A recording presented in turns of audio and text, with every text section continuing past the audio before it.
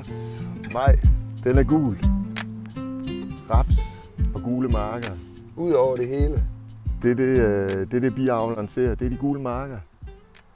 Hvad er det med biavlerne og så rapsmarkerne og det gule her? Vi skal også lige sige, Sofus, den dufter fantastisk nu. Det gør Hvad er datoen? Hvad er dato? Det er den 18. maj. 18. maj, og den lugter fantastisk, rapsen. Ja, det gør den. På hele egnen. Og sidst i april, så springer den ud og begynder at blive gul, og så bliver den ved med at være gul og mere gul og mere gul. Så midt i april plejer vi at se de første rapsplanter. Ja. Og så er den vel i blomst indtil midt i maj, slutningen af maj må det jo være, det er den 18. dag. Slutningen af maj, allerførst i juni. Men det begynder først at give honning, når man også kan lugte den på egnen. Er det ikke det, vi siger? Det er det, vi siger. Så alt det første, det er sådan et opløb eller en træningskamp. Og så midt i maj-agtigt, starten af maj, så begynder den at lugte, og så begynder den også at give honning, og så opdager vi, at bierne pludselig kommer hjem. Den der smukke, mørkgule, gulbrune rapspollen. Ja. Det er fantastisk. Så bliver vi glade. Hvad var det nu?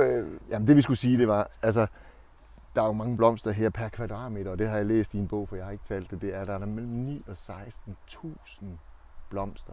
Per kvadratmeter? Per kvadratmeter. Så når man tænker på bierne, når de går i rapsen, for de elsker jo rapsen, både for nektaren og for pollens skyld, så er det jo ligesom at være teenager i Tivoli, have turpas, og så bare få lov til at løbe imellem alt. Altså, ja, fordi hver eneste blomst giver rigtig meget, både nektar og pollen. Ja. Jamen, det er jo fantastisk. Og vi har jo også kigget lidt på den honning, vi får i løbet af en sæson, den er jo meget præget af raps. Ja, vi bor jo rigtig på landet. Det er en rigtig landbygård, vi har, altså, og det er jo raps. Ja, om man vil det eller ej, så er det raps. Fordi vi kan jo ikke bestemme, hvor bierne skal flyve hen. Og bierne, de er virkelig villige til at gå langt efter rapsen, så jeg tror, at hvis der er en rapsmark 3,5-4 km væk fra bigården, så er det det, de flyver på i sæsonen, fordi det kan bare bedre betale sig at flyve 4 km på en rapsmark, end det kan betale sig at flyve 500 meter på alt det andet, der er nærmest på den her tid. Og så har vi jo også prøvet en gang, hvor vi havde bier inde i byen, inde i midtbyen. Ja. At de rent faktisk, vi kunne se på en honninganalyse, at honningen var fyldt med raps. Ja, der var 24% rapspollen i. Ja. Selvom at vi kiggede på Google Maps og var ude at køre, og den nærmeste rapsmark lå 3,5 km væk. I luftlinje. Ja, så de ville rigtig gerne have det. Ja. Altså rapshonning. Sukkerarten. Sofus, hvordan er rapshonning? Altså rapshonning, den er meget mild. Den køler i munden. Den bliver meget, meget hurtigt ser du sådan lidt fast. Mærker du sådan lidt pebermente? Ja, den er også sådan lidt pebermenteagtig. Okay. Men grundlæggende så er den helt hvid eller helt lys, og så har den meget mild smag. Det er sådan lidt smagen af forår. Ja.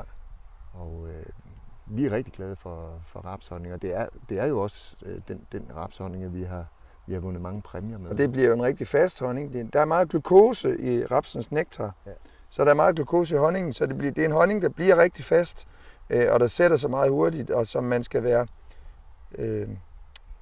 over, når man laver honningbearbejdning, fordi ellers så bliver den jo betonhård i spandene. Ja. Altså det der er trist ved rapsen, det er jo, at landmændene, raps det er en svær afgrøde at have som landmand, og den skal passes, og den skal også sprøjtes.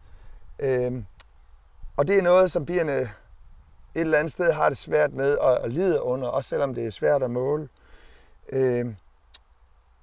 Man har været rigtig meget over de der akutte sprøjtegiftes, akutte skadevirkninger i bier. Og der er mange fine sprøjtelov omkring, hvornår landmænd må sprøjte i forhold til at undgå de akutte skader. Men de der langtidsskaderne i bifamilien, de kroniske skader, har man ikke så meget lys på, sådan i EU-regi og i lovregi. Men det bliver mere og mere tydeligt, at der er altså kroniske skader i bifamilier, når de er belastet af sprøjtegifte. Og det bløder vi jo. Vores hjerte bløder jo med det, simpelthen. Og så må vi jo bare prøve at gøre det så godt som muligt for vores bifamilier. Ja. Og vi kan ikke gå og vil ikke gå og blive uvenner med vores landbrugsnaboer, fordi de gør deres ting, men vi håber da, at der vil blive arbejdet for nogle rapsmarker, der bliver sprøjtet mindre og mindre. Sådan på politisk niveau og på, Danmarks Biavlforening har også en masse initiativer i den retning, men at vi får rapsmarker og landbrug i det hele taget også, hvor der bliver sprøjtet mindre og mindre, og bejset mindre og mindre. Fordi det har jo tidligere været et problem med rapsen også, at man bejsede rapsfrøene med neonikotinoider. Og de der neonikotinoider, de står jo og spøger et eller andet sted, uden at være særlig klog på det. Jeg tror, vi kører på en eller anden dispensation lige nu. Tror jeg nok. I Danmark, ja.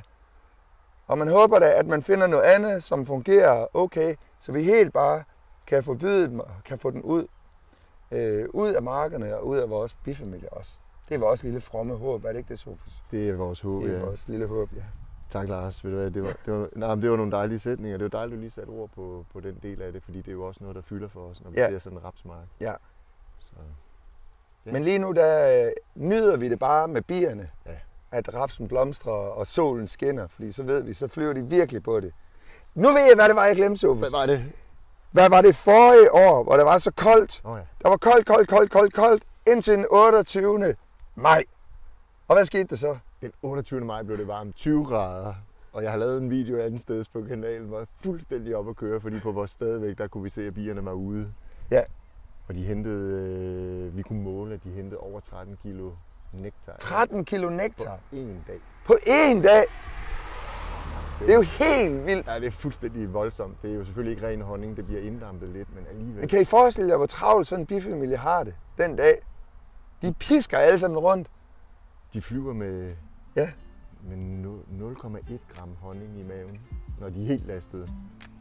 Ja, jeg bliver stadig helt svimmel over de der 13 kilo. Og i løbet af den uge... I løbet af 4 dage, der havde de 43 kilo ind på det sted, vi havde vægten på. Det er det, rapsen kan gøre. Ja. Mine damer og herrer, Danmarks skyldende rapsmarker. Yes.